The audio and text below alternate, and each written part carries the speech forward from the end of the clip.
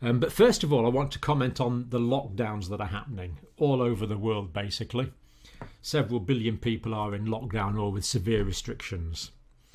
And I understand it. We've been locked down in the UK, must be about a week now. And other countries are longer.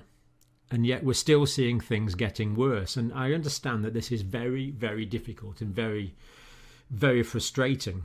We'll use my country as a case example later and look at the way that cases are rising despite the lockdown, that deaths are rising despite the lockdown. But what we have to realise is most people that die of this condition die several weeks after the onset of clinical features.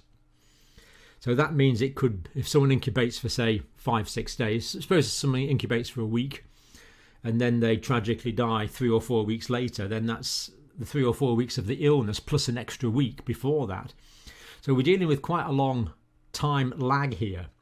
So 3 weeks, probably at least 3 to 4 to 5 weeks time lag between a non-pharmacological intervention like a lockdown and the reduction in death rates. Typically people are admitted to hospital about a week or two after the onset of symptoms. So we would expect to see a 2-week lag in hospital admission rates.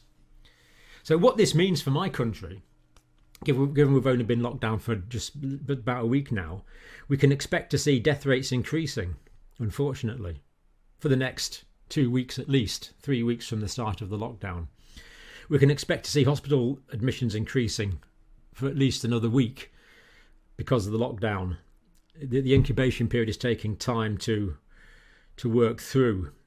Now, the mean incubation period for this is probably about 6 days. So we're saying 2 to 14 days.